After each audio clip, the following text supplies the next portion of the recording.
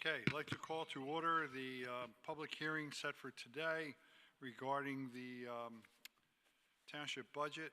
Amanda put on our agenda for the public hearing that it is Veterans Day. Courage, commitment, and sacrifice. Today we salute our veterans. So if we could all please stand for the Pledge of Allegiance.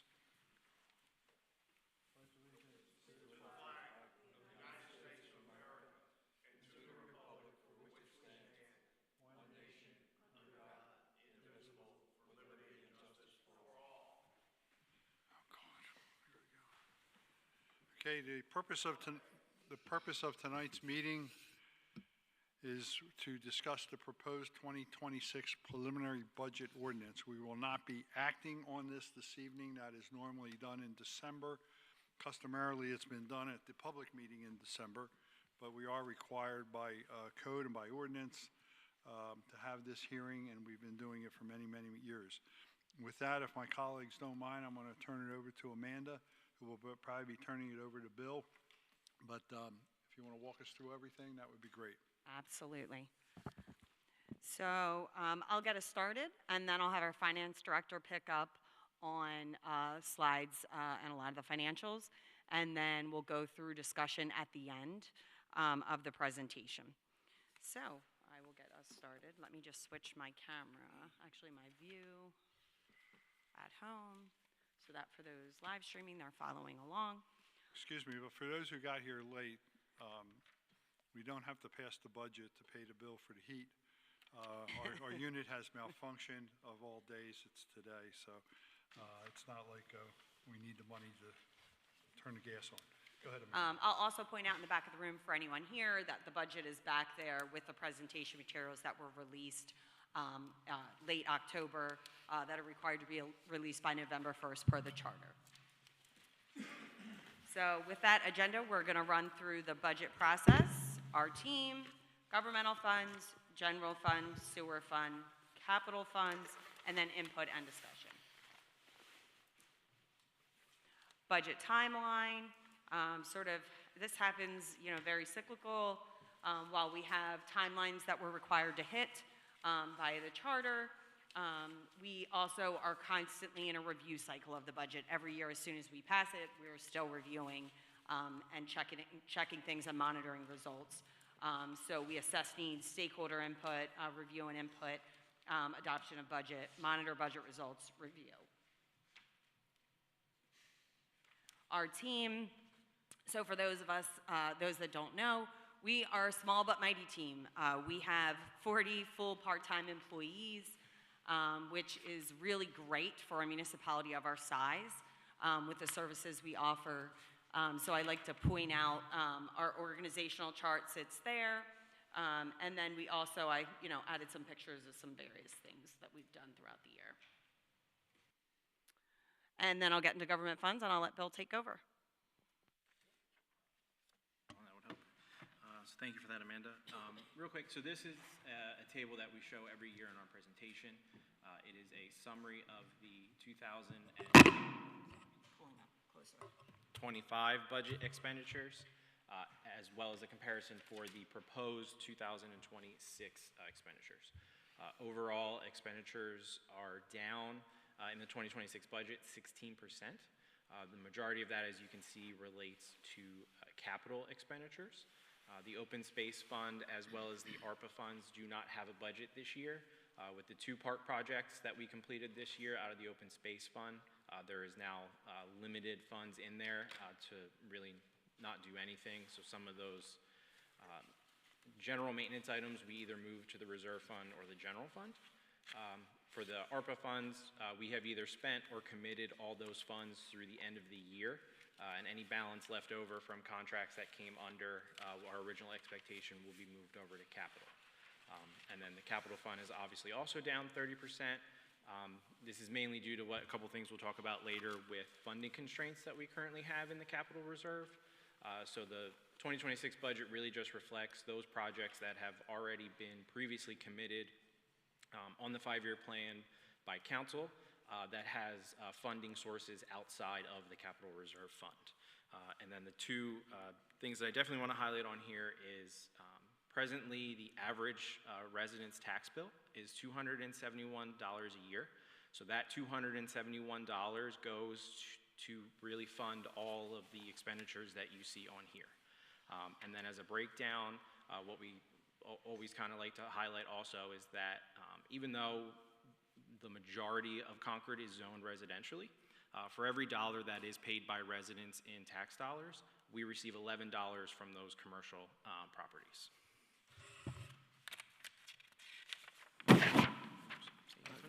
Excuse me, Mr.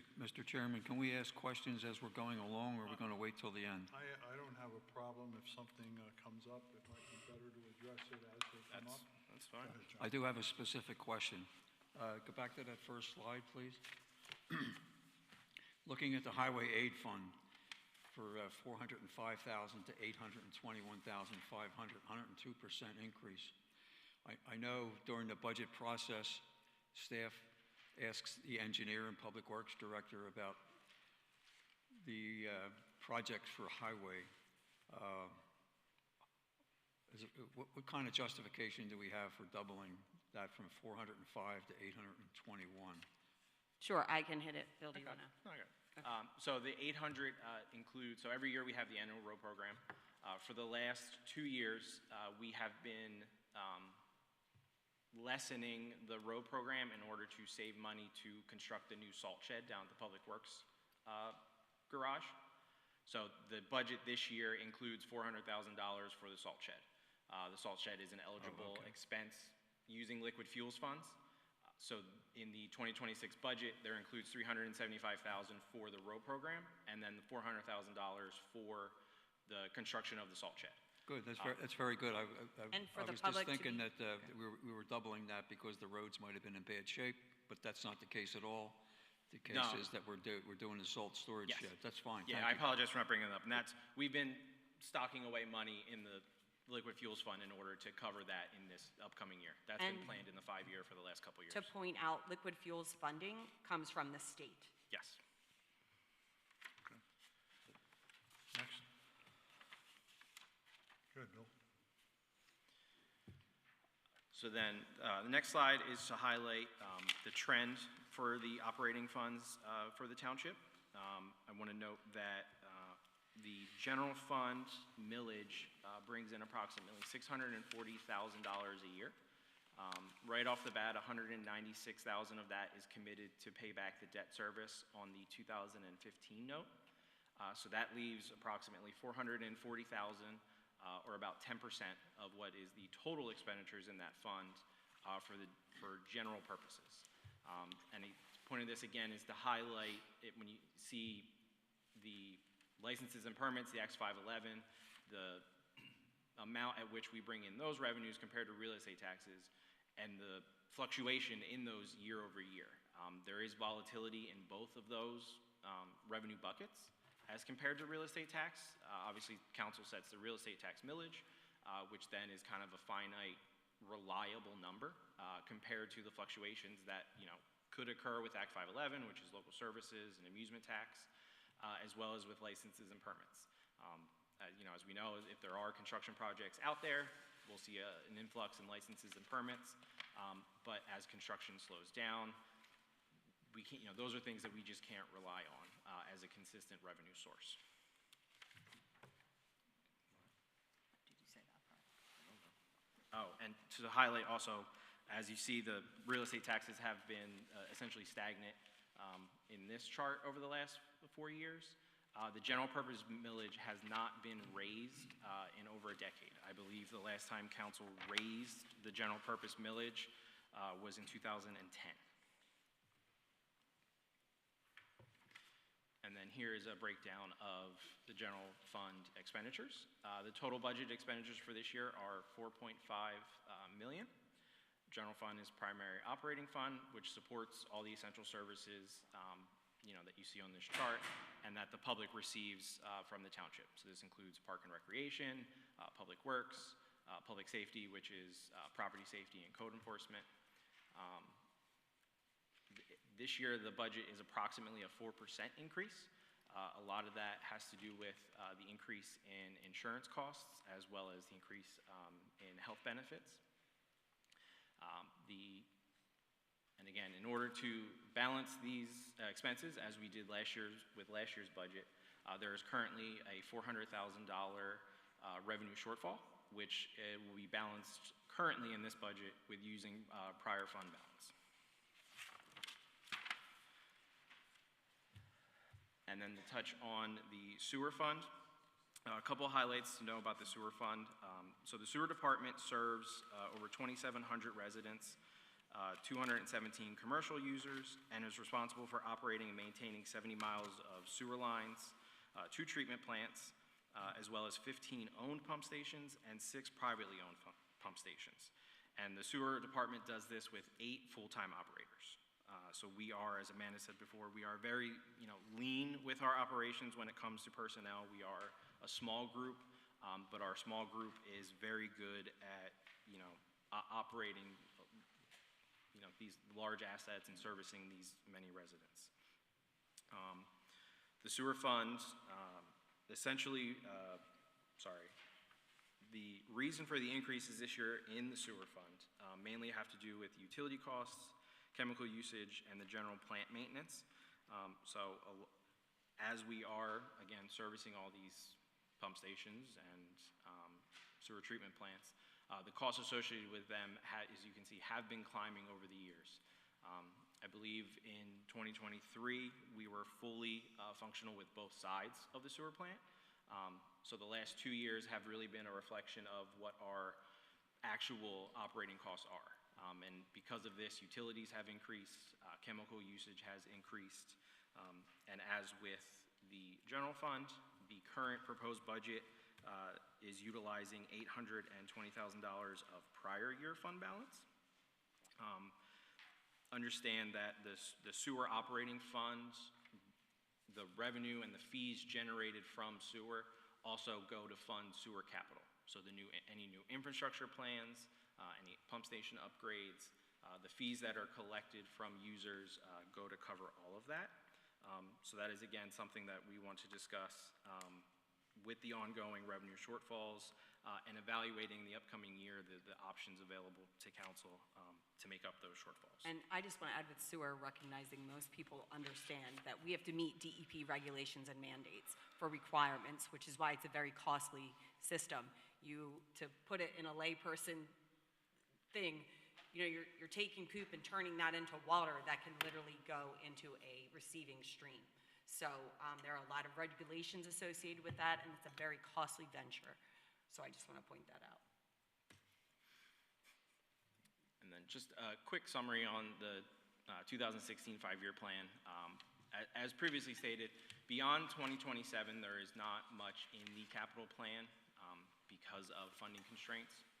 The current projects on there, as highlighted in those little bubbles, have either previously been on the five-year plan and funds have been committed by council, or we've received grant funding to cover a majority of that. So Smith Bridge Road, Octorara Trail, the aeration covers for the sewer plant, all these have available funding through grants. They are reimbursable grants. So as we spend the funds to do these projects, we submit the reimbursement and they will come back. The only project beyond 2027 currently on the five-year plan is the Bush Hill Farms Master Implementation, which again has been pushed back a year with some of the larger projects in that plan, just due to funding constraints and the ins and outs that will occur with those 2 larger projects with Smith Bridge and Octorara.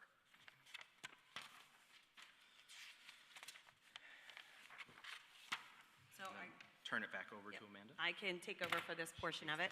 So this year we did a lot of outreach. Thank you, Dana, for one of your suggestions. We did a lot of outreach every week in our newsletter. We requested folks to write us and talk to us about any suggestions or things in the budget. These are several of the comments that we received. I'll try to put them in buckets instead of reading each one. We also received 2 today that I'll point out as well in terms of the summation of what they were talking about. So we had folks who were interested in us contributing more to the library, as that is, an important asset to our community. We've also had folks reach out to us and talk to us about trails. There's actually someone in Marist Grove wrote us that they really want to see the Octorara Trail happen before they die. So I think we all sometimes joke about it because it's taken so long, and that is being funded with grant monies. So it is a longer process. We've also been asked about walkability. We've done feasibility studies, and as many folks know, council has been a leader in the area of making sure that sidewalks come along with development, meeting the needs of residents. Additionally, we've had folks who are looking for more underground infrastructure and looking for things like incorporating or helping to expand public water systems, public sewer. So that was noted. And then we also had someone reach out who was interested in the council discussing a potential future where we take over trash collection in the township. So that was great. We also received emails today, and I received one about expanding community activities because of how great our recreational programs have been going, and they'd like to see a lot more of that for community connection. We also were asked to better communicate our communications. So I know we try to put a lot out there where we can on social and otherwise to notify folks of our every Friday newsletter, but I know a lot of folks still aren't sure where that is. We did do a mailing, I will point out, this past year where we put all of our communications out, emergency and weekly communications. So we are trying to make sure that gets out there. They also suggested us providing more support for the state police to avoid local police force being required. Another individual requested some planning that had to do with future growth in terms of law enforcement, fire and rescue services, open space, recreational options, comprehensive planning, and there were other things in there to provide for future investigations of having a local enforcement option. So we are grateful for all of the comments and the feedback. We do take all of that into consideration.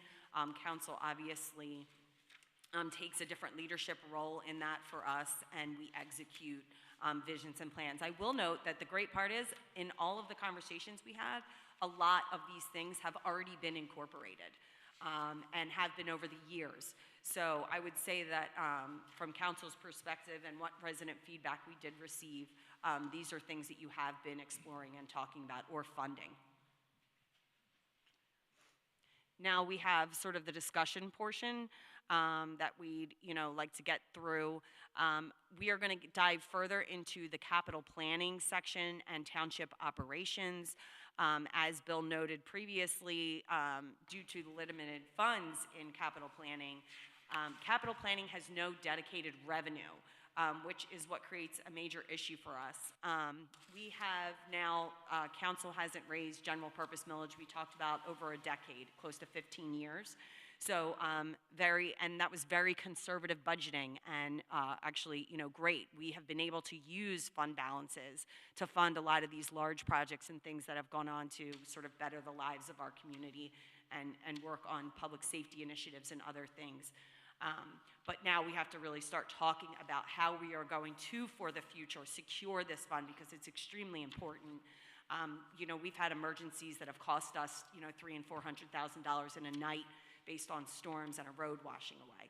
So these aren't small dollar items, and it's very important that we preserve that in the future. Additionally, we're going to talk about township operations a little bit further. As I noted, same thing in this bucket, very conservative budgeting over the years, over a decade, and we're at the point where things are starting to really outpace, and we've had multiple years of relying on fund balances. So from our business perspective, that also needs to be evaluated and figured out for a long-term strategy, because while it's wonderful and we've been able to do some real conservative things here in Concord Township, we need to also secure our future and have that head of fiscal responsibility as well. Our sewer operations, that's another item we've actually retained our professionals to do a rate study. We are in the process of evaluating that now. I bring that up because that's a future discussion. It's something we're evaluating in 2026, and it takes a look at our capital and our fees, making sure that we're able to afford, that costly process as I discussed before. So then we'll get into the capital projects funding, and I'll let Bill take it over.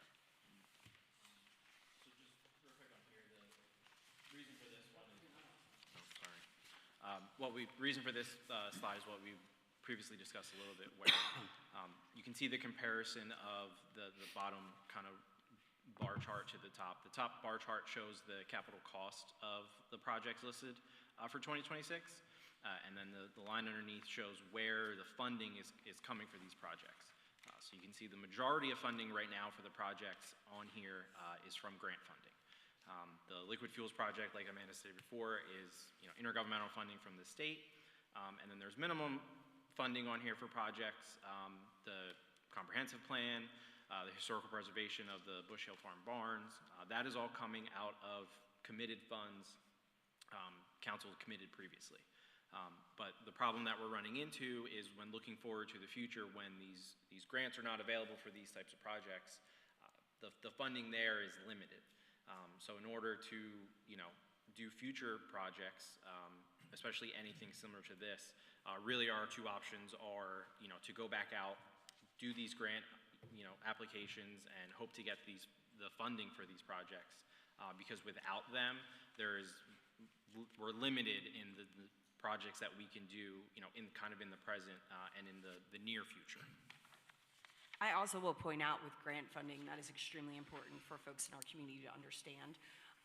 We have been very lucky in getting a lot of grant money because we have planned and prepared appropriately over the years for these projects. These weren't things we thought of in a day and thought, okay, we're just going to do it. They have been very masterfully planned out by this board so that we could put ourselves in position to get large dollars. What I will tell you is that we are not a distressed community, a Act 47 community that is distressed. So what happens to our municipality when we're fighting for dollars at the state level and federal level, we aren't always at the top of the list. And the hard part, from my perspective, which I've had those conversations with council, we plan, we do all of the things right, and it's very difficult still fighting for those dollars. So we continue to do that, but it is getting a lot more difficult for us to be getting a lot of those big ticket items.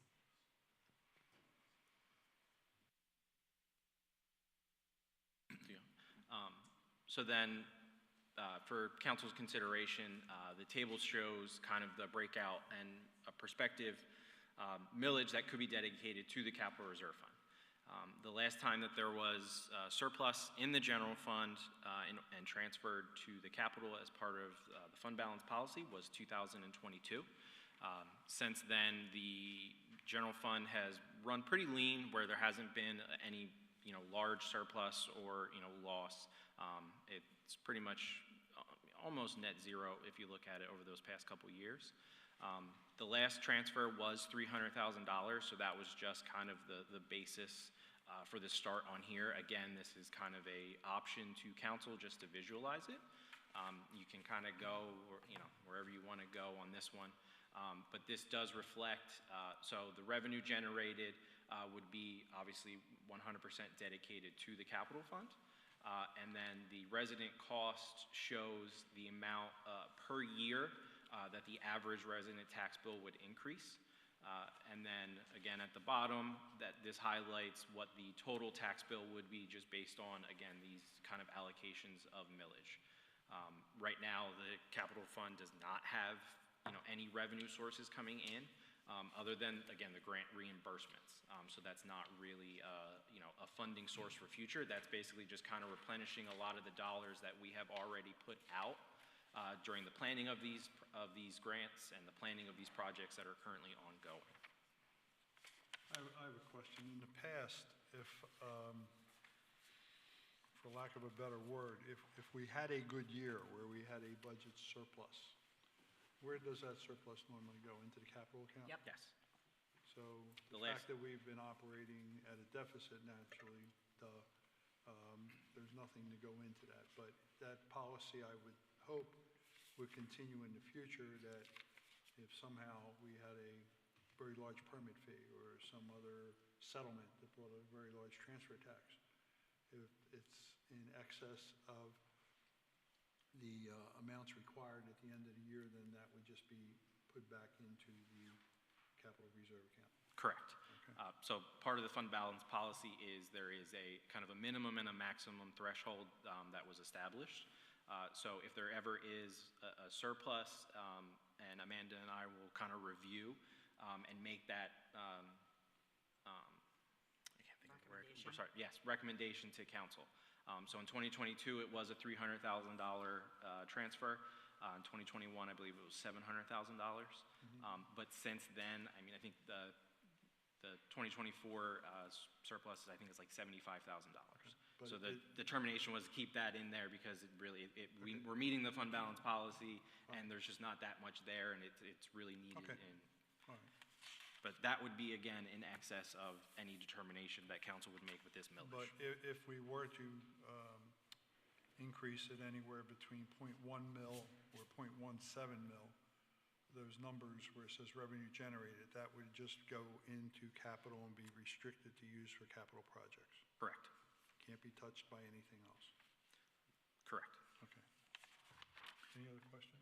Amanda and Bill, do you have a recommended level that you would like to see established, if we were to establish this millage line, that you would like to see revenue generated annually to meet our capital needs? I mean, sure. I think this piece of the puzzle is also going to work on the general fund side, right? So I think that council needs to decide that. I will say the hardest part, without having any revenue coming to capital, capital is your most expensive items, right? These are the items that are, $100,000 plus.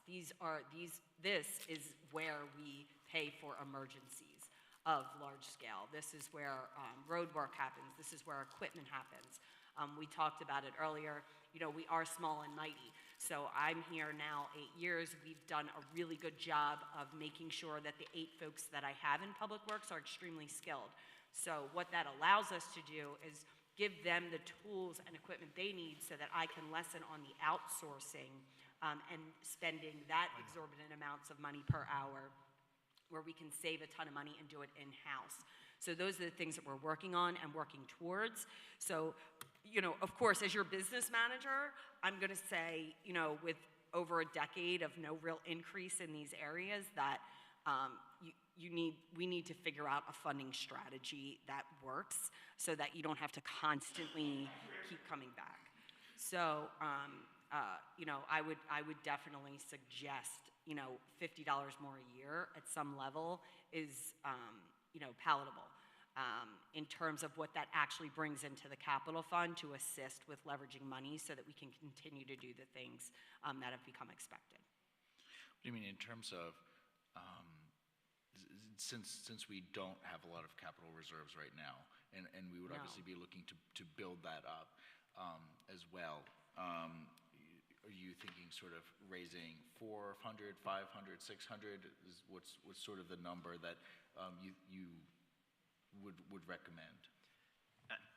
Knowing what currently is in the 5-year plan, kind of the smaller ticket items, knowing the building maintenance projects that kind of need to occur, some of the future vehicle and equipment purchases that are probably going to need to occur, I would say anywhere kind of around, like Amanda said, that $50, where it's like $350,000, $400,000, starting it now, and then 3 years from now we've done that for 2-3 years. We definitely have a good foundation to start including those types of projects back in the 5-year plan. And kind of not coming back to this conversation of having an issue of where are we going to get funding to do, these projects. Now, if council wants to start looking at like larger projects, then, kind of the Octorara Trails and the Smith Ridge Roundabout type projects, that's kind of a different conversation of, between grants and what funding is available. But just the things that we're either kind of deterring or deferring down the road, because right now we don't know that we have the funding available for it in 2026 and 2027. Kind of anywhere in that $50 range, which would be, $350,000 to $400,000 in total revenue. Kind of, I think, gets to a point where we are starting a good foundation to build upon. Thank you. Also, with new construction, for instance, in Compass, as an example, and the large addition to the storage facility at Namens Creek and 202, with that added assessment, then they would be also paying a larger fee for capital improvements if we raise the taxes. So it would not be purely borne by the residents to pick up the tab. It's also, I think you said somewhere for every dollar of a tax that a homeowner pays, there's the commercial users are paying 11. So I think that same mathematical relationship would exist, if not even better, the more non-residential assessment goes online. Sure, and I mean, remembering also that you are the third lowest taxing district in the county. So we're not even a mill. So that $272 is per year, realizing most of us probably pay a higher cable bill per month. So, I think that's important to know where you're starting from and what you're talking about, and that's because you guys have been so conservative and so planned out about what we're doing. Any of my colleagues have anything they want to add to this, or? Not right now. Not right now? It appears if I skip ahead, you did the same thing with the general fund, Yep, correct? I can go to the next slide, yes. Go ahead, Bill. So for the general fund, Did I skip one? no. Okay. Just real quick on the expense side as to kind of, where we're at now. So since 2022, general fund operating expenses have increased 12%. That's in total from 22 to 2025. And where those costs have increased is in public safety, again, in code enforcement, property safety, in public works, in park and rec. Little caveat on park and rec is, I think, higher than what you would expect because in 2022, we didn't really have a park and rec department. That was the beginning where we hired our director, and he's been doing a great job of bringing in new revenues. But obviously, along with that, there has been, an increase in kind of the upfront expense for that. And then as well as for insurance and healthcare. Insurance over the last 3 years, the premiums have gone up about 31%, where employee benefits have gone up about 10%. So putting that bucket together. And I know some people don't like my little donut chart, but essentially— Is that what that is? Yes. That's a Bill special. That's a, right there. yeah, That's a I'm finance the only one who geek understands moment. it, apparently. So each ring is a year, and it just basically shows the proportion of each bucket to one another throughout the years. So you can just kind of see, how public works is our biggest kind of bucket when it comes to expense. Property safety is the second biggest, and then, you get into admin and then the insurance, employee health benefits. So it's like when we talk about we're running these lean operations, our public works staff is only, is 8 full-time members. Property safety has 6 full-time employees. So, staff-wise, we're doing a lot with, a limited number of people. It's just the general cost of things year over year continuously goes up, whether it's, the inflation related, professional related, like Dominic said, with construction, with materials, with public works, doing, the inlets, doing, roadside maintenance. So without having that increase, like we said, since 2010, we're just now at a point where the expenditures are increasing and exceeding the revenues that we have on hand. One thing with the public works, I think we have an excellent public works department right now. And I applaud them because there are many projects, and Mr. Gillespie, I think, would reinforce this, that we used to have to sub out or put out the public bid or get a contract for an hourly rate. And when we would get the bill at the end, we would be shocked. But we are doing more and more with our own guys that is saving, although I think you're saying it's 28% of the budget. I think that of that budget, had we been using it the old way, where we were hiring subcontractors and other vendors, that number would be much, much, much higher. So Yeah. I'm And proud of the performance of and the level of service that our Public Works Department gives to the people of Concord Township. One other thing, right now on our tax bill, if I remember correctly, there are different categories. One is general fund, one is library. I think there's an open space referendum Yes. part. There's fire hydrants for those that have it, and then there's fire and ambulance. Correct. So if I'm understanding you correctly, then what you would be proposing is to add another line item, which would be called capital, correct? Or something along those lines? Correct.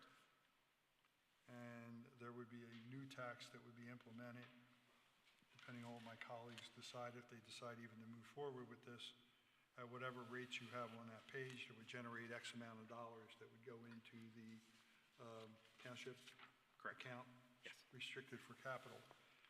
The only other difference would be the general fund portion, which already exists, would be increased by a millage, if we're so inclined, in order to fund the general operations. Now, I think you have a chart there showing different millage rates for that also. Correct. So similar table to capital, the kind of perspective, millage increases, in order to close that funding gap. So the funding gap is $400,000 currently in general. So just kind of the way I did this is kind of, two before, two after type of situation, just to reflect what it would look like on the average bill, and what it would look like, for that increase, while also from my point of view, considering the need for the capital. So anything increase here would also be included with any increase that council, if they, decide to go forward with the capital as well. So right now, the general fund generates about $644,000 in revenue from the millage. The millage is 0.206. So that's essentially, the way it kind of gets calculated is it's based on every $1,000 of assessed value. So for every $1,000 of a resident's, assessed value, we get 20 cents. So right now, the average cost to a resident is $87 in the general purpose. So as I said, that $87 is what, helps go towards funding that $4 million general purpose fund. So then as you just go along, the kind of that middle stream right there, anywhere between that 0.3193 and 0.3399 would meet the funding gap. Just so council's aware, the way that I do the budget is historically the collection rate for taxes is 98%. So even though that it says 419 on there, I would calculate it at 98%, which comes down to about 409. So that would be a little bit in excess, but again, I could easily do it 0.111 all the way around, but it would be a very large table and nobody would know what they're looking at. I also want to point out too, like when we talk about revenue, that folks understand in the audience and at home, that municipalities are very restricted on exactly how we can leverage revenue. So I have people sometimes will say, why don't you do it per capita, and why don't you do this, and we have all these hotels. I can't leverage that money. The county can leverage that money, the state can leverage that money, but I cannot leverage that money as a local municipality in the state of Pennsylvania. So we are very limited. So that's why I know that it was suggested before, I think by Mr. Cleary, of, example of having, police, you talk about local police or something like that. And what's very interesting, I've worked in municipalities across Delaware County in my over 20 years, and what I can tell you is that if just to have police, not to have the setup, whether you were regionalizing or creating, you would absolutely double our general fund. So we're 4 million, it would be 8 million. Additionally, you would also note that that millage, so part of the reason that we are so low in our millage rate is because we don't have certain things like that. Not to say that it's a choice or not a choice, and council can do that. But what I will note is that, so with everything that comes in, the conservative side of those moments are why, we are where we are. So I just want to point out, we can only leverage so much funding. So like, for example, if you did do that with police or anything like that, you were looking, if that's something council wanted to seriously consider. I think. Also, or you seriously considered something like trash or something else. Okay. Okay. Your Okay. funding. Order, you'll get your time, Dave. you'll get to Let's speak. not get into the whole police force. Oh, no, I'm not. I'm but just what trying to I'm getting explain at- that I can only leverage so much to I- cover I- these I things, is agree. what I'm trying And, to show. Many years ago, we had a meeting in the building directly behind, in front of us over here, regarding a police force. And I think Lieutenant Sevo was still the barracks commander at the state police. And that was no, I think it was Sevo was the commander, it was after Gustitis. But anyway, that's my recollection. I know my brain's not working as well as it used to, but I do remember because we sat over there. It was a public meeting, and it was a public meeting because there was a home break-in somewhere on Ivy Mills Road. And right away, the alarm was that we need a police force. So we decided to approach that subject at a meeting. We had the state troopers there to talk about things. At the time, we felt that if we needed a police force, we looked at Aston Township, which was a similar population. And at that time, their police budget was about $5 million a year. And if we had to raise our taxes to cover $5 million to have a police force of that size, it would be probably a 5 to 6 or 7 times tax increase. So at the time, it was decided to use the state troopers. Also at that same time, the state of Pennsylvania was considering legislation to charge townships, I think it was over $10,000 population, a fee for state troopers. And that didn't go anywhere in Harrisburg because there were a lot of rural towns that didn't want to pay that were over 10,000. Also, we understood at that time that if they were able to use the state troopers for local, they were not allowed to enforce local ordinances. So for instance, if there was a loud party and you called the police that they were making too much noise, they would have nothing to do with that. But that legislation on the statewide end has gone. Now, if we want to pursue that again, perhaps the residents should be contacting their local state representatives and asking for that kind of help. But right now, I don't think we're here to discuss a police force. It will probably be something we'll have to do in the future, but keep in mind, it will be expensive if and when it happens. It would probably work best as a regional, but we're not even at that point yet. So I think the whole issue of a police force at this time would be something that would be best heard and talked about in another venue, another meeting, and at another time. So Amanda, thanks for all the work you guys did. One thing I also want to point out, having been here the longest, there were many budgets that I have done where our park and rec budget was minimal. And if I'm reading this correctly, we just have an increase in park and rec of $116,000? That is part of what makes up, you talked about the Yeah, okay. $400,000. No, but what I'm getting and at- those increases What I'm contribute. getting at is years ago, we didn't have concerts, and we didn't have park and recs, and we didn't have bus trips, and we didn't have things like that. But I think our residents have grown accustomed to those services. Expanded Easter egg hunts, bird walks, things of that nature, and that cost money. And it was money that we had never budgeted for in the past. And in order to keep Concord Township, I think, is one of the best townships in Concord Township, unfortunately, it might cost a few more dollars to do so.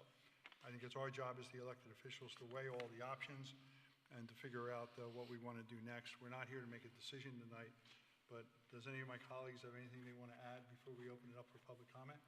Yeah, just a question regarding capital projects. So if we have this capital fund, a dedicated millage, what types of capital projects could that fund or would it not fund? Would sewer capital projects be part of that, or is sewer capital funds separate? Sewer capital funds are separate. Okay, The fees generated from sewer operations go to fund any sewer capital. Okay, so this would be effectively a non-sewer capital fund. Correct. Yes. Okay, so that would be whether those are initiatives such as large trail systems. Oh, trails, building maintenance. Right. Could you just give me some examples Vehicles, of? equipment, Okay. So, I mean, the big things would be, the Bush Hill Farms historic preservation. master plan implementation. I know council did the study on that. We had some grant funding for the study. But in that implementation, I believe there's over $1 million worth of plans, projects, whether we do all of them or some of them. But that would all be kind of where this goes. Future outlook, current vehicles in the public works, there's probably within the next year or two, it would be fairly reasonable that they would need, at least 1 or 2 new vehicles. Their two oldest vehicles, I believe, are a 2008 and a 2010, and they're the large pickup trucks, so they do the snow plowing, they get beat up a lot. The community center, currently Pannoni and our engineers are looking to get a grant for that, but that's just something that's always been on the capital plan, doing the upper level of that to prepare that to, have the community be able to use that facility. It's stormwater management. It's Stormwater inlets, here. It's things underground. It's stormwater in the parks. Open space? Yep. We would have available funding for, any new open space purchases, as well as maintenance. That is kind of a big thing that Amanda and I have always talked about with the recent purchases of open space, is that we're trying to do our best to make sure that it's maintained properly, but it's where we're going to kind of get that funding in the long term in order to do those projects. Right, because in the last few years, we've spent a significant amount of money on preserving open space Yes. and maintaining it as well, but Yes. my understanding is that we don't really have those, that dry powder, if you will, those available funds to continue to do those types of acquisitions in the future unless we raise this capital fund. Correct. Great, thank you. Okay, I guess if there's no other comments from council, we probably ought to open it up for public comment. Amanda, I don't know if procedurally we have two letters or emails that we got earlier today. Do they need to be entered into the record, or? Oh, no, those were just emails that I brought up. Okay, all right, if anyone has any questions or concerns regarding the budget, I'd like to start on the right side of the room. Ma'am, do you have anything you want to? Well, excuse me. Sorry, it's a hearing. We're gonna need your It's name. formal. Come on up, come on up. Yes, you may. Sure. Hi. Ooh. I'm, hi, okay. Jane DeFlorio, last name is D-E, capital F-L-O-R-I-O. And I do read all the mailings that come to me. And so I did write the letter to council, to Amanda, I guess, about the trash pickup. Yeah. Because the comments were made to me about all the trash trucks that go through my neighborhood every week. And I know that I have been in the township, lived in my house for over 40 years, have gone through multiple trash companies myself. Now that I'm retired, fixed budget, as many, maybe some of you anyways, not many of you, but some of us can all relate to, very aware of money, trying to keep things, as under control as possible. And if that's something that the township could help with, I don't know if it's a good idea, a bad idea or not. I was recently up in Connecticut, because I'm from Connecticut. I was visiting my college roommate and her husband, and while I was there, trash trucks came through her neighborhood, and I commented on them, and they said, oh yeah, they're, part of their township. I mean, their township provides all that, and I said, that would be really nice. I mean, then I wouldn't have to be on the phone trying to give me a discount because I'm an old lady now, which they have agreed to, but minimal. But, like I said, costs are a concern. So that's all I wanted to say. I mean, that it's something I thought somebody might have thought about or ever considered. Thank you, Mrs. DeFlorio. Actually, we have talked about that. See, I've never been here before. In the past. 'Cause I'm For prior budgets, and it just didn't appear to be cost effective to go out and hire all those trucks, hire additional people, and maintain those trucks and maintain more staff. So the more employees you have, the more issues you have with workers' comp, and it's a dangerous occupation. Absolutely. Loading and unloading trash onto a trash truck. So, and some of the other townships have had issues as well with large extra costs that they were not anticipating. One of the things we could look at in the next year, and I know some municipalities have done it, John is absolutely correct. To have those employees and own those trucks, you're going to spend more than we're spending now for trash hauling. But other municipalities have subcontracted and put that out to bid. as a township, and we can even do it in zones. That might be That something. is what I was thinking Yeah, more yeah, with all that, when I because, see yeah, we don't need the Optinaker and payroll, the comp, the Blazinski trucks, and and everybody everything coming else. through. Then we'd have to build another garage, and we would need more capital money, which we're talking about now. Just So, a thought, No, just a Thank you. thought. good so much. observation, something to consider. Thank you. All right, thank Now, you. I can certainly add on to that. I used to live in Connecticut long time ago, and I know they do subcontract. At least the township that I lived in was subcontracted. Where did you live? I lived in Avon. Well, that's where I wasn't in Avon, I was in Burlington, but my roommate has 2 daughters that live in Avon, so I was right there, so. Yeah. So this was a long time ago, almost more than 20 years ago. And I don't know if there are any changes that have happened now, but that's something definitely, like Dominic said, we can look into. Just, like I said, just a thought. I like to pay attention to what's going on, especially now that I'm no longer working full-time, and Okay. Right. I have time on my hands to be nosy, so I thought I'd. Thank- No, I thank you appreciate for your you bringing comments. it to us. Thank you for your Thank You're comments. welcome, thank you. Mr. Goebel, and then we'll go over this way. Good evening. Hi, Gene Goebel, Goebel. Question on page 28, the anticipated $829,000 shortfall in sewer operating funds. That is going to be covered with the prior year's fund balance. Is that from the prior year's operating fund or capital fund? The Prager's operating fund. Okay, so in the operating fund, page 24, account 341, I see this year we estimated 32,000 in interest, next year 30,000 in interest, but I'm assuming you're investing 4-ish%, that the 32,000 would be pretty much the entirety of the 829,000 from the excess? Sorry, what page were you on for the interest? I apologize, I was flipping to. 24. 24. We're still, okay, we're still talking sewer, just want to make sure. Or maybe asked differently, how much is the The same number. operating fund It's not gonna make it. bucket of money that the 829 is coming from? So the 829 is essentially coming from a carryover of all the prior years. You have to look at the sewer as No, I one. understand, but it's coming out of a bucket from prior year's excess. Correct? How big is that bucket today?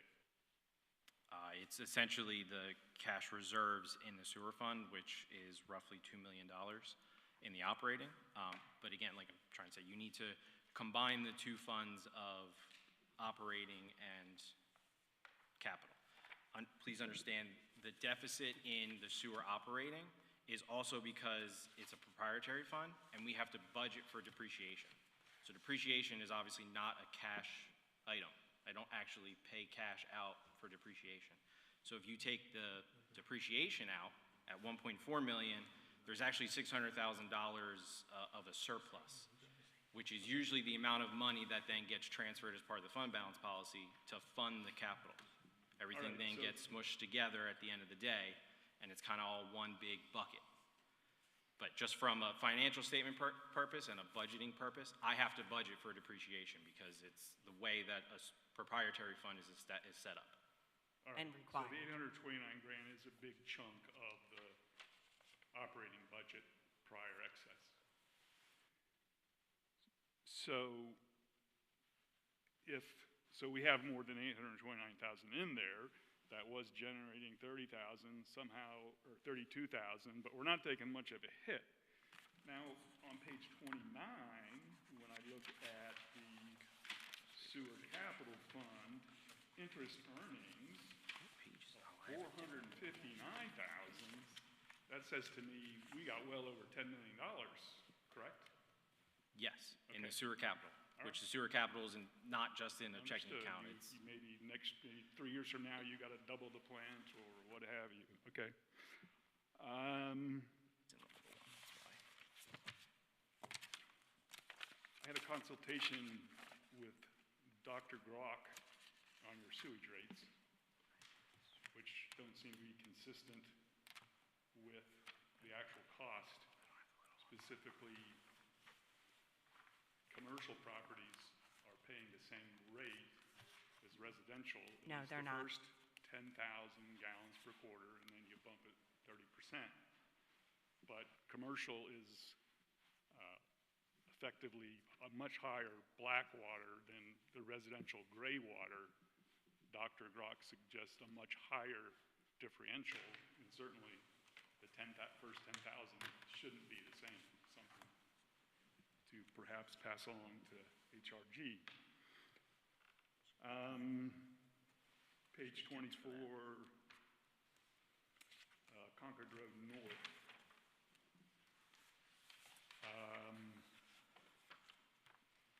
We had one resident hook up. We were anticipating 7. The majority of Concord Road North connected at the end of 2024, after we had already done the budget for this year. So when you look at, there was That's- 118,000, I'm assuming you're talking about the tapping fees with the connections. Correct. So that's why when, if you. But that wasn't any residences, that was this property, correct? No. We wouldn't pay the tapping fee for this property, right? No. So that amount includes some of this over here. So you have some of the properties right on the front here who were So connected. that's residents. Okay, Yeah, I thought Yeah. nobody was connecting, and I was going to make the comment that you sort of incentivize folks to not connect by giving us 0% loans until we sell. Maybe that's not the best business plan. It since might our not be, but businesses- at the time it was done, there was other municipalities, you don't get a choice. I mean, they just charge you or they lien your property whether you connect or not. And we just thought it would Yeah. be, Which would make your cost and hence our costs lower, right? You're effectively loaning out money at 0%. well, Which yeah, makes- but then some- again, which somehow if you somebody's don't paying for want it. to, if you don't want to tie in, that's why we came up with the trigger of if your system fails or if you sell your home. Yeah. Because we've been finding, even though there's some Yeah. squawking when someone sells the house, it does Yeah, I get get it. connected. Now, But- when we had the first meeting, the first development we did, that's the arrangement we made, and it was much more palatable to the residents, and I think it's a good deal for the residents. And yes, are we maybe not getting all that money, well, we're definitely not getting all that money in a timely fashion, but someday we will. Understood, but that's part of, if this was a real business, that arguably not I a think good it's one plan. but I time hear what maybe you're where saying. government decided to do something maybe a little more skewed to the benefit of the homeowners than it did to the business. We don't give that same arrangement to the commercial users. I mean, we really go after them. So they do tie in. And their EDU fee is probably higher because they use more gallons. Probably don't have, do you have any, I suppose a few, but you don't have much commercial on septics, I presume?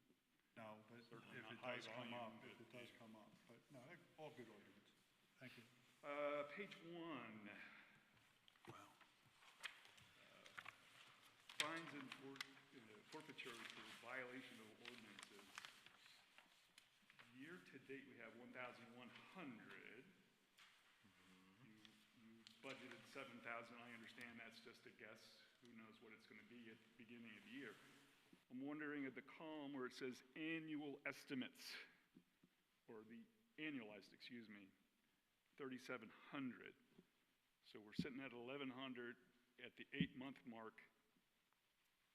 Why do you think it's going to more than triple in the last 4 months? Well, slightly more than double, I think. But mainly because when you look at the historical trends, this is all directly from district court and the fines that they collect. So when you look at kind of the historical trends of the money that comes in, there's usually a larger influx in the fourth quarter Okay. of fines from traffic tickets, speedings, you know, the court fines that come in. Usually, there's an influx in the fourth quarter. You guys get a cut of traffic tickets, huh? Is that Whatever what this is? district court, there's a small fee for a township. I know for, you know, speeding tickets or traffic violations, there's a, If they're on a local road. if they're on a local road, there's a municipal fee. That's all that number So is. none of this is the Home Depot fines that are gonna be coming in? No. No, that's a separate area. Where's This that coming account is strictly Did they ever pay us district anything? court. I don't know, I'm not in code enforcement. from? Anybody know if there's any Home Depot fines in here? I don't know off the top. I don't know off the top of my head if it got to that point ever. I'm only here so many years.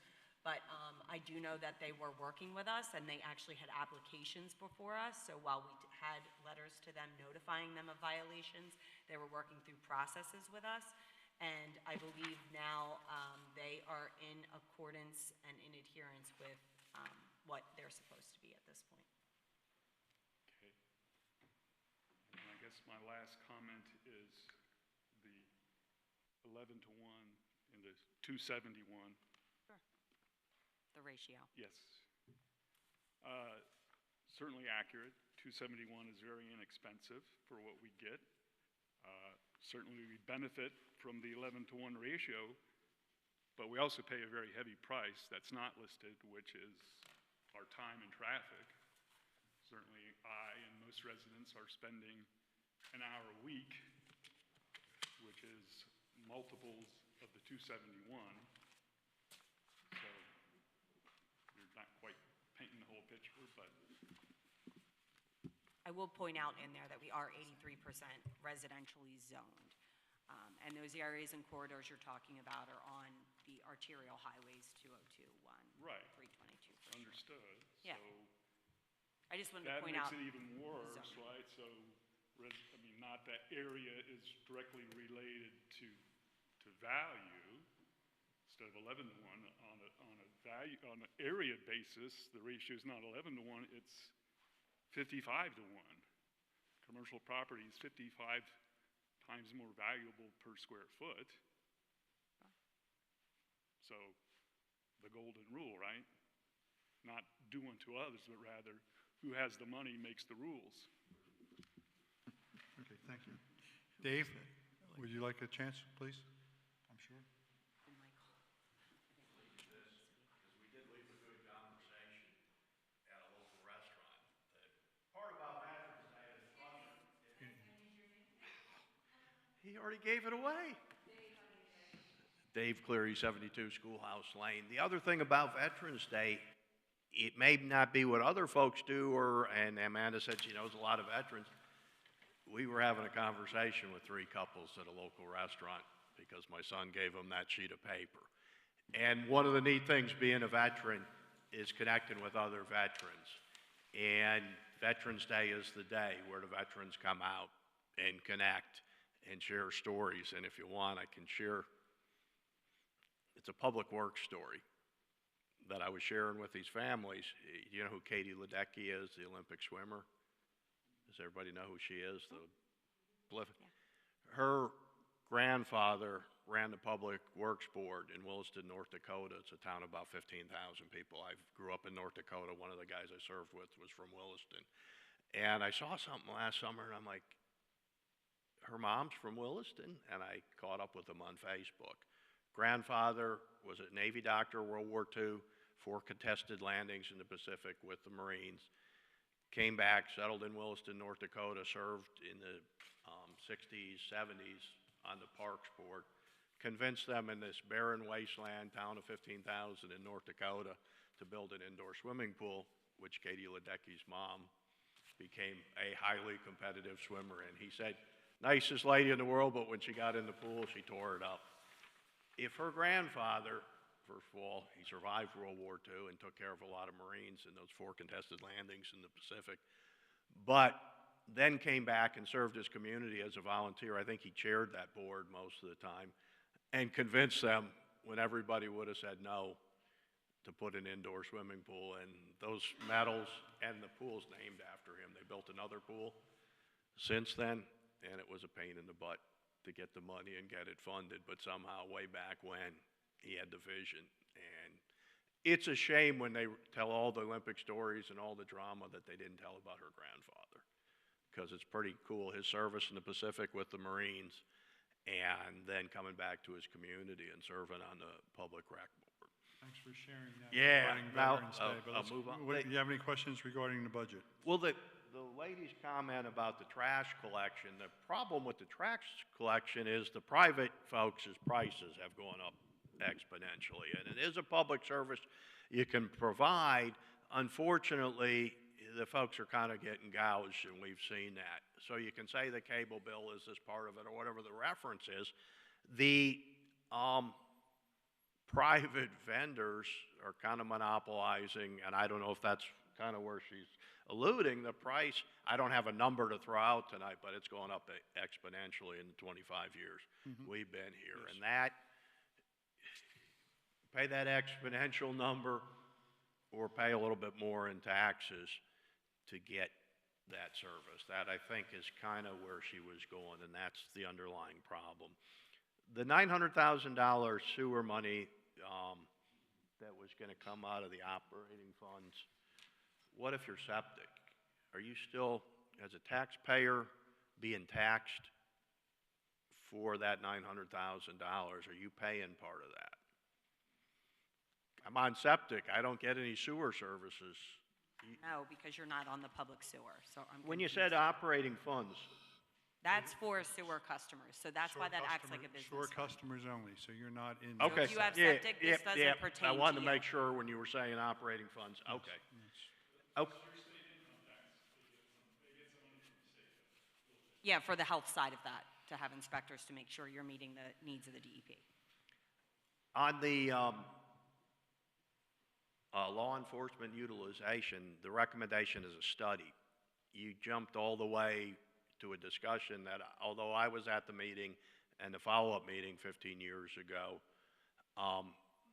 the topic of Aston and numbers were not discussed in any of the public meetings I was in. The second meeting, citizens weren't allowed to comment. And my wife and I were at the meeting. I remember her vividly trying to get up and speak and getting cut off by Craig Williams. And they definitely did not talk about Getting that. cut off by who? Who cut her off? Craig Williams. This is going back before Craig even moved to Concord, the meeting I'm talking about. But anyway, What year was it? we were just moved into this building. I forget how many years ago that was. Predates me for sure. Yeah, no, this would have been, it would have been about Craig. early 2010. Because you didn't move in this Supposed to be into this before- building, and Okay, anyway. the let's- meeting's let's- in 2009. Okay. I probably got all the facts wrong, but what the Well, fact maybe that I do too, oh, but excuse go me, can I I might have got him wrong too, I'm sorry, I apologize. Yeah, no, my specific point, and let me say it 3 times. Study, study, study. Instead of waving around and having, maybe something was said 15 years ago this way, maybe we looked at it. Actually do a study, if it's a couple $1,000s or whatever in the budget, and write down the options, write down the costs, make them available to the residents, and make it an informed decision. It was very telling last week with the state trooper saying, oh, by the way, they also have a staffing problem. And what is the longer-term plan? I thought I expressed it last week. There's, out in Chester County, they use regionalized polices. And you can get, I put it in the email, what is it, DSED has grants to go do studies and figure out your options by yourself or with your local communities.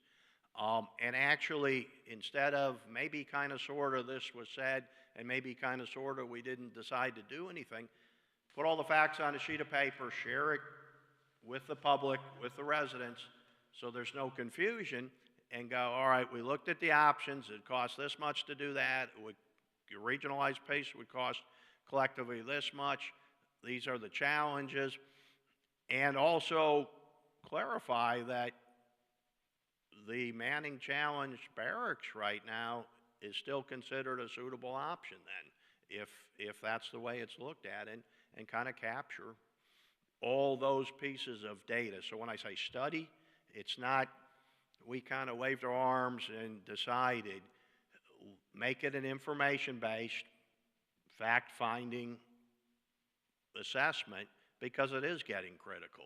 And it rolls into traffic safety in a way, because I was jogging last night, somebody came flying through the four-way stops. I'm not convinced on the roundabouts. One of the challenges is we aren't getting any ticket revenue from folks getting tickets. They blow through all the stops and people drive fast and crazy. I was a 16-year-old kid the first time I ran a four-way stop. There's a police car around the corner. I'm going to church and I run a four-way stop because that doesn't happen enough. There aren't people being safe enough on the roads. On the talk about the roadway and infrastructure, it looked like from the charts I saw it up there, every improvement was grant-based. And unfortunately, I'm not crazy about the Smith Bridge roundabout. I think we can improve other infrastructure sections. I heard in the meeting that the infrastructure improvements this year are to a facility, and there are no roadway needs. I don't know that I agree with that. There's opportunities for lighting, wider roads, turn lanes at intersections. The Smith Bridge Temple, I get stuck in the single lane behind somebody making a left turn all the time. I think instead of a roundabout, you put in turn lanes there and continue as a traffic light, which is flexible, is a better option.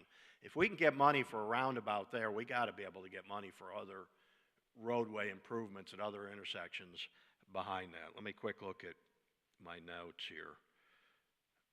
The one roundabout on, what's that road? Spring Valley? It's got speed bumps leading into it both directions. It's not traffic calming if you had to add speed bumps in. The whole concept of getting people to slow down didn't work. That's why there's a speed bump each direction. There is a little bit of an enforcement shortcoming. That's the aggressive, you ought to come stand out on Schoolhouse and watch people fly through the four ways. Even, I was doing fireplace over by the prison yesterday, and God, nobody can slow down. They slow down while they're coming by an accident scene. I found online, the last thing here, so I don't take up all your night, I got to get out of here too. I found a balance sheet that was reported to the state last year. What is the cash and equivalents? Whose money is that? Why is the balance sheet showing $30 million in cash and investments? So 30 million is you're looking kind of that top line straight across at the end. That's total cash township-wide for township as well as sewer. So of that 30 million, 18 million of that is sewer. So that's directly from, the sewer operating fees that are then either utilized for operations or have been moved over. You're saying it's a bunch of crap, that money. Sure. Put aside for, sewer infrastructure. The remaining 12 million is in the township. I believe about 5 of that is in the capital reserve, majority of which has either been dedicated by developers, which is restricted. It can only be used for what the developers, when they contributed the funds, say it can be used for, or council has previously committed for parks, trails, lands acquisition, all that sort of stuff. Public breakdown, so it makes sense because you look at the big fat number in the balance sheet, it's not broken down anywhere else. In our reports that are online, you'll see that broken out across multiple reports. Yeah, but it's also better broken. I agree that it may exist, but it's a science project to connect all those dots and see how they get to that number. And they're very different funds, so that's sort of also the part of it. Our audit every year that's released explains a lot of that. There's a lot of content in our audit that talks about those funds, how they're supposed to be used, and the balance sheets. So I would suggest that you connect with that for a good explanation, and we can always enhance our communications for sure to make sure it's easier to understand. That one looks like, wow, there's a bunch of money there, and I couldn't find the dots you're saying. It gets very confusing, especially when you talk about the sewer fund, because that does not commingle necessarily in real life with town. The DCD that you're also looking at is kind of like a summary of everything. It's a requirement from the state reporting-wise that's necessary as Amanda said, the full financial statements break down those numbers better, and they show what money is committed or restricted. They show the buckets individually. Like, again, a lot of that money that you're seeing in there is also in the fire fund, the library fund. That's money that is millage-wise has been transferred over that gets sent to those entities. So that's Well, not even really I'm a us. septic resident. What I'm hearing is that cash and investment balance, about 2/3 of it is the sewer side of public services. And the services I get, because I'm not a sewer person, is only 1/3 of that money. Most of the money is captured. And it kind of bodes to the question, yeah, we can't spend money on law enforcement, but we can spend a lot of money on sewer. Well, the sewer is essentially a standalone entity. So the fees that are generated in the sewer fund are the fees paid by residents who connect to the public sewer. So those fees are then used to maintain the infrastructure, as well as be put aside for improvements to the pump stations, the plant, any new infrastructure. Like in the 5-year plan, there's that kind of that list of the service areas that are new infrastructure. So that's why yes, it looks like it's 1/3, 2/3. It's hard to. But you got to think of the sewer as it's really its own separate entity. The township doesn't utilize any of those funds. All the fees collected are, business fees charged to residents who I'm following use most of what you're sewer. saying, and that's kind of me. I'm septic. I think the sewer's its own thing, but it's tangled when I look at the aggregate. Well, that's, like I budget. said, it's all together as one big summary. When you look at the regular financial statements, the full, financial statements, they're broken out as government financial statements, which is all township, and then sewer financial statements, which is all the sewer stuff. Yeah, I'm gonna have to go back. I mean, I poured through it pretty good. It's hard to break that out, and that's my confusion, because I don't get that service. And it seems like a lot of the government funding and structure is focused on the service that's not something I have access to. Let me quick check. I don't think.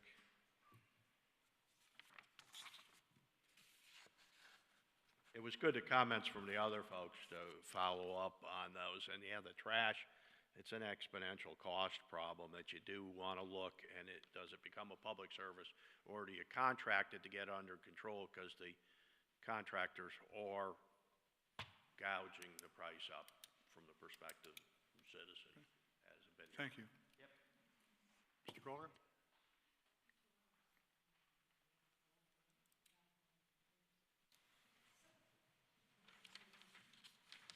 How you doing, John? Michael Gaugler, 684 Concord Road. Gaugler. And I will be brief. Thank you. A couple comments. I like her. I think the last time I was in this building, the air conditioning didn't work. I will say it is consistent like almost everyone. Del Fair is really good. And they're pretty fast.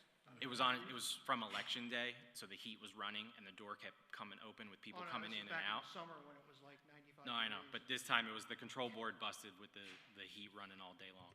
And We're limping it along. thank you all for keeping it to at least 3.7%, with Delaware County sticking it to us for almost 20.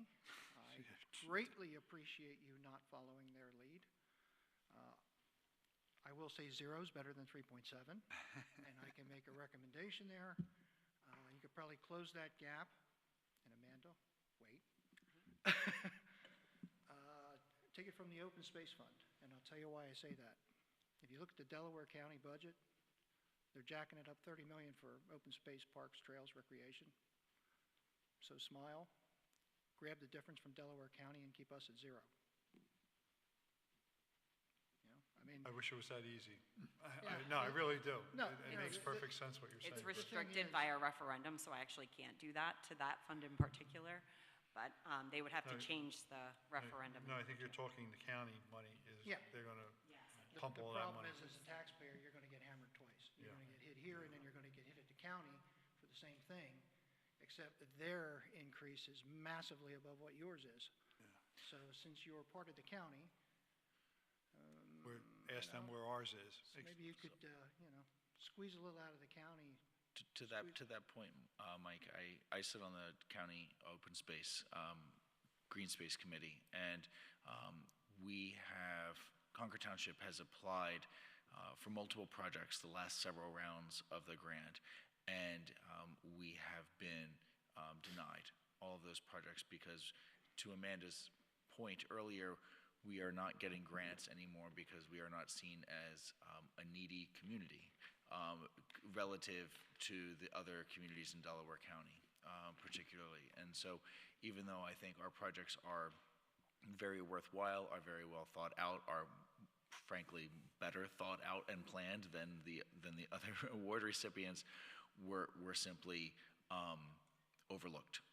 And my understanding is that we will likely continue to be, not just in that type of grant program, but in many grant programs that have had their criterias adjusted recently in ways that do not favor us. And so whereas we have been very successful in the past getting grants to fund most of these things, I think that we really can't anticipate that success going forward, unfortunately. So we can't join Chester County? Close, but no bananas. Okay, put it to a vote. And then just a couple things on the sewer operating fund. And Bill, I do public accounting, not municipal accounting, so if my question doesn't make sense, feel free to just correct me. So I'm guessing here you are generating net income, profits off of the sewer plant, correct? Yeah. And if you back out the depreciation, that looks a lot better. And I would think most of your bigger capital projects for that are wrapping up, so your depreciation should be decreasing going forward? No. So actually, if you look at the 5-year capital plan, there's a lot in the next couple years because all of our pump stations are roughly 20 years old, most of them. And this is kind of the first round that we're now upgrading those assets. So some of those will come off the books, but obviously, the cost of things are obviously a lot more. So you're considering probably a pump station that 20 years ago cost $120,000, $130,000 to build is now $280,000 to build. So there is a lot of infrastructure moving forward in the 5-year capital plan outside of that kind of new infrastructure like lines in the ground. And as you probably understand, with the sewer fund, those two things get combined. So when you look at it from that standpoint, there's $4 million coming in revenue in the operating fund. There's really no revenue coming in the capital fund. So that $4 million needs to cover, the $3 million in operations, the less the depreciation, plus that $4 million that we have in the current year in capital. Have you approached PECO about selling the gas from the waste treatment plant, clean it up and drop it back into their main, which is right out on 322? The gas? I'm confused by what you're talking about. Maybe about a year ago, I visited a company, Roanoke Gas, natural gas company down in Roanoke. They took the Roanoke Regional Municipal Facility, their waste treatment plant. They capture the methane coming off the plant, clean it up on site, put it back, inject it into the mains. They pay the town, they pay them for that. So, it's a pretty good. I'm looking at Terry to see if that's something that's ever come up over the years. I'm No, not I tell really you what, sure. You had me at they pay us, so. Yeah, I know. I mean, Because I'm just that's a trying to really think of- interesting We will idea, look- like we will something look that's into not that. We come will up. definitely look But I'm into gonna write that down for sure to see if I can learn more about that and our processes and if that's That's what something I'm wondering, that just is with our capturable. processes of how much methane is actually Yeah, like what's discharged. capturable, I don't know the answer to It's that. worth asking the question. Yeah, it's just like we're looking at other options for You want to look utility at costs. RGC Resources, and you'll see it off their webpage. Tell me that again. RGC. RGC Resources. Okay. They actually put it in rate base, which is outstanding for a public utility. One thing we keep kicking around the solar and other Yeah, I things, mean, we But just, the point being, you're looking at generating more money off the waste treatment plant. You could probably get it from PECO. They'll clean it up, put it back in their main. Their main runs out to 322, and this is self-serving for me. If they actually do that, at that point, they've got the main right in my backyard, and I can get natural gas service to my house, which I've been trying to do. I see where I this is see your going. angle. you know. I see your angle. Look, you still had me at they'll pay us. If you get a free line out of it, No, God bless you, we buddy, look I'm into all over it. everything when it comes to the sewer plant. It is extremely expensive to operate. Our expenses, you know, Okay. And, It's worth checking in with you. yeah, 100%. and I take any your ideas. electric costs, do you hedge them? I'm sorry? Do you hedge your electric costs? Well, what we do is we work on the generation charges. Our most expensive thing, well, one of the most expensive things done there is our electric. We actually had a study done years ago for solar. We were looking into solar practices. No, Council, I'm saying locking in your prices, hedging. we've Yes. done that, yes. So We've done that with collaboratives, We're yes. currently in I think the third year of a 5-year contract. So starting in next Good year. for you. Starting in next year.